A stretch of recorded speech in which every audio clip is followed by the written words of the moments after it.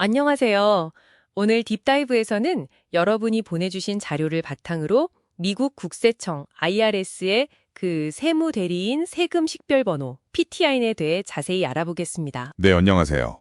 PTIN. 이게 정확히 뭐고 또 누가 필요한 건지 그리고 미국 세금 시스템에서 이게 왜 중요한지 그 핵심만 좀 짚어보려고 해요. 맞습니다. 단순 등록번호는 아닌 것 같더라고요. 자, 바로 시작해 볼까요? 네, 그 PTIN이라는 게 사실 미국 세무 전문가들한테는 뭐랄까, 공식 신분증 같은 거예요. IRS가 인정하는 거죠. 아, 신분증이요? 네.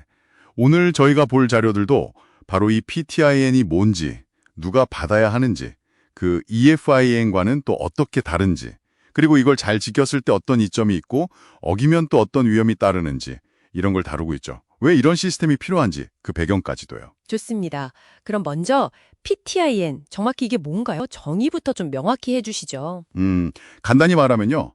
IRS가 돈을 받고 연방세금 보고서를 대신 작성해주는 전문가들 있잖아요. 네네, 세무사분들. 그분들한테 부여하는 8자리 고유 식별 번호예요. 이걸로 IRS가 누가 세금 보고서를 작성했는지 추적하고 또 관리 감독해서 보고가 정확한지 규정은 잘 지키는지 이걸 보려는 거죠. 아하, 추적 관리 목적이 크군요. 네.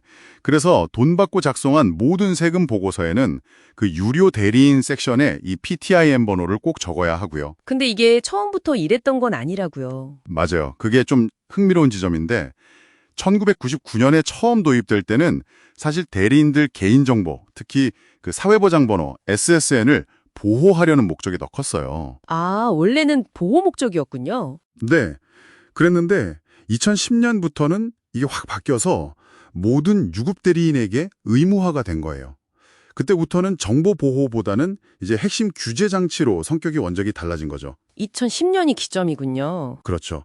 당시 그 미등록 유령 대리인 문제도 좀 있었고 전반적으로 책임성을 좀 강화해야 한다는 목소리가 높았거든요. 거기에 대한 대응이었다고 볼 수 있습니다. 세무대행 업계에는 꽤 큰 변화였죠. 그렇군요. 그럼 이 PTIN 정확히 누가 필요한 건가요? 범위가 어떻게 되죠? 일단 보상을 받고 그러니까 돈을 받고 연방세금 보고서의 전체 또는 상당 부분을 작성하거나 작성 보조하는 모든 사람이에요. 작성 보조요? 그건 어디까지인가요? 네, 여기서 작성 보조라는 게 그냥 자료 입력만 하는 걸 넘어서요. 납세자의 최종 세금 부담에 영향을 줄 수 있는 실질적인 결정을 내리는 경우를 포함해요. 실질적인 결정이요? 예를 들면요? 예를 들면 어떤 비용 항목이 사업 비용으로 넣을지 말지 이런 걸 판단하는 거예요. 그런 판단이 세금에 영향을 미치잖아요. 그러면 PTIN이 필요할 수 있는 거죠. 잠깐만요. 그럼 흔히 하는 공인세무사 EA랑 공인회계사 CPA, 나 변호사 사이에도 이게 다른가요? 아, 네. 그 아주 중요한 차이인데요. 공인세무사 EA는요. 실제로 세금 보고 업무를 하던 안 하던 상관없이 항상 유효한 PTIN을 가지고 있어야 해요. 그 자격 자체에 묶여 있는 거죠. 아, EA는 무조건이군요. 네.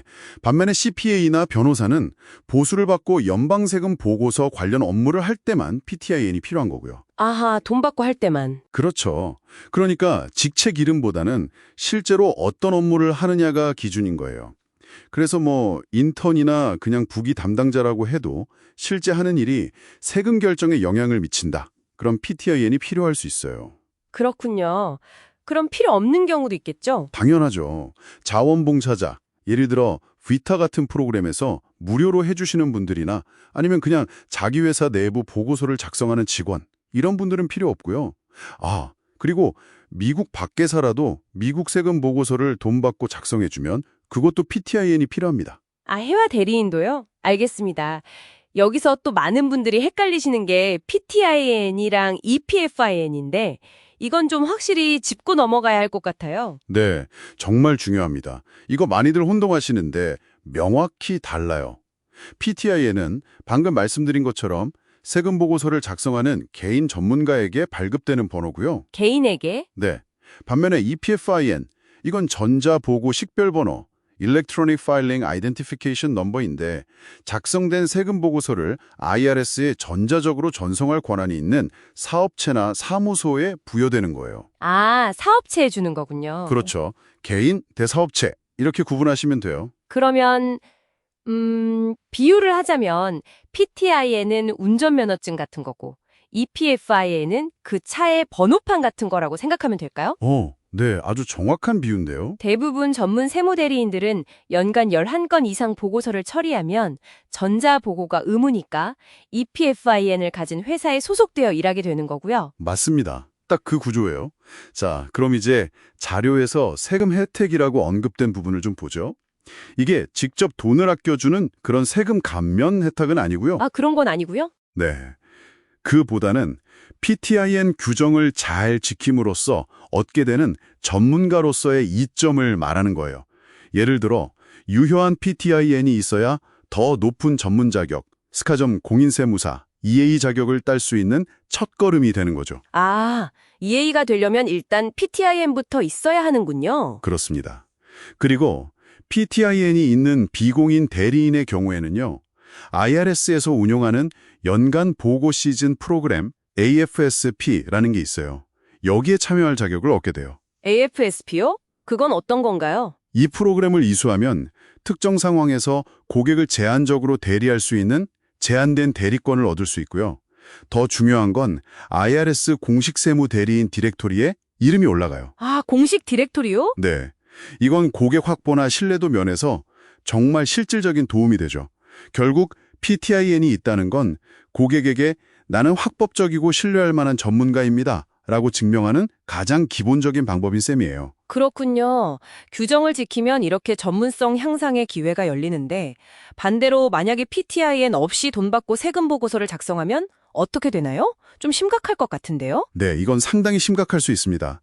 그 내국세법 IRC 섹션 6695에 보면 세무 대리인 위반에 대한 벌금 조항들이 딱 명시되어 있어요. 벌금이요? 네, 예를 들어서 보고서에 PTIN 번호를 안 적었다. 그러면 건당 $60 벌금이 부과돼요. 이게 2024년 기준인데 연간 최대 $30,000까지 쌓일 수 있어요. 와, 건당 $60면 만약에 한 20건만 누락해도 $1,200네요? 그렇죠. 금방 액수가 커지죠. 근데 이게 다가 아니에요. 더 있나요? 네, 벌금은 어찌 보면 시작일 수 있어요. IRS가 위반 정도에 따라서 해당 대리인한테 아예 업무정지 명령을 내릴 수도 있고요. 사안이 더 심각하다 그러면 직업윤리 책임국 OPR이라는 곳에 회부해서 자격을 정지시키거나 심하면 영구적으로 제명시켜버릴 수도 있습니다. 영구 제명이요? 와. 네, 그러니까 이건 단순히 돈 몇 푼 되는 문제가 아니라 전문가로서의 커리어 자체가 그냥 끝나버릴 수도 있다는 뜻이에요. 굉장히 무섭죠. 정말 중요하게 관리해야 하는 거군요. 자, 오늘 딥다이브 내용을 한번 정리해 보겠습니다.